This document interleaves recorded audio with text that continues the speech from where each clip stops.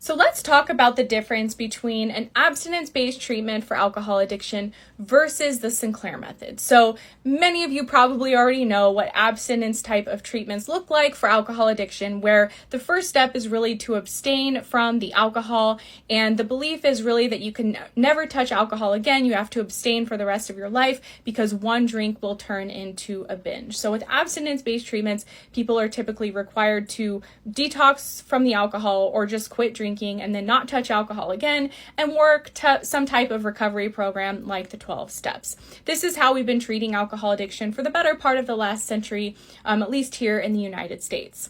Now, with the Sinclair method, it's a completely different approach to alcohol addiction because it does not require abstinence. In fact, the treatment is started while someone is still drinking.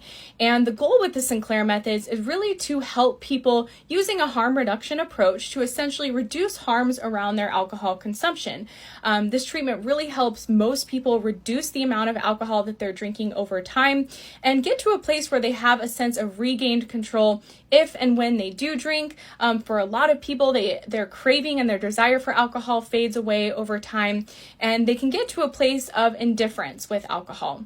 With the Sinclair method, abstinence is not required because what happens for a lot of people, most of us in fact, is that they can get to a place where they have regained control over alcohol. So if someone wants to do this treatment with a goal or a desire to be a moderate drinker, it's definitely possible through this treatment, again, because of how it's working to essentially help someone unlearn the behavior of alcohol addiction using the medication Naltrexone, following the protocol of the Sinclair method, which is to take Naltrexone 1 hour before drinking. So that is the biggest difference between an abstinence-based treatment versus the Sinclair method, is that the Sinclair method is not abstinence-based. In fact, someone is still drinking alcohol on this treatment, with the goal to really reduce their consumption and get to a place where they're drinking at safer levels, or get to a place where they're able to go alcohol-free because their brain gets healed and restored and is no longer addicted to alcohol.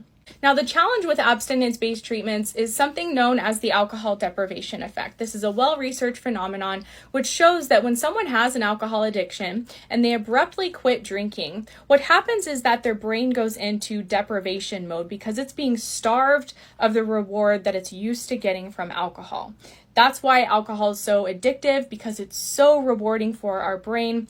And so when someone goes abstinent and abruptly quits drinking, what happens for a lot of us is that we feel deprived of it. And whenever we're deprived of anything, what happens? Our craving for it, our desire for it, our motivation for it increases. So a lot of people will abstain from alcohol, but then their craving will start to kick in and their desire for alcohol will kick in, and it will become so overwhelming that eventually they will give into it. And if you look at the statistics with abstinence-based treatments, it's estimated that 80% or more of people will relapse within 6 months of leaving treatment. And I believe this is largely due to the deprivation effect, because they're craving alcohol, they have this intense desire for it because of what's going on in the brain, and so they end up giving into that desire eventually because the fight just becomes exhausting, and then this kind of continues and perpetuates the relapse cycle. What the deprivation effect also showed is that when somebody is deprived of alcohol and then they return to drinking again, they will tend to binge on the alcohol at a rate up to 15 times more than when they were drinking before. And again, you can think about this like if you're being deprived of water and you're super thirsty and you finally get your hands on a glass of water, you will probably binge it or chug it. And something that's also important to know is that the part of the brain that is impacted by an alcohol addiction is a very powerful, primitive part of the brain that really overrides any logic or reason. Alcohol addiction is not a logical behavior because the part of the brain that's being impacted is actually mistaking alcohol to something that it needs to survive. And the reason that it's doing that is because of the flood of endorphin reward and pleasure that the brain gets from alcohol. It's far beyond anything else that we get in life.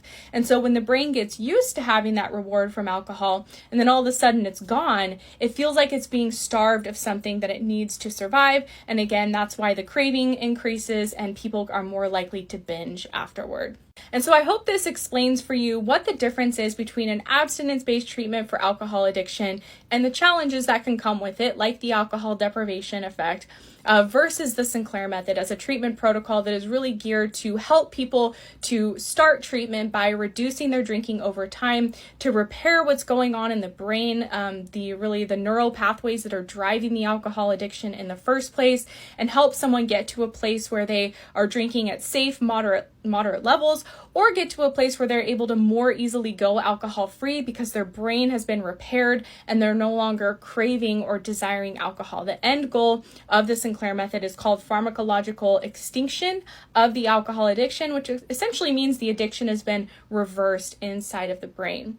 And when that happens, it becomes really easy for most of us to become indifferent to alcohol, where we're drinking here and there, maybe socially, but we're never binge drinking. And other people like myself end up going alcohol free just because we become so uninterested in alcohol. So you can learn more about the Sinclair Method as always and get started with the link in my profile, or all my videos on here are about it. Bye for now.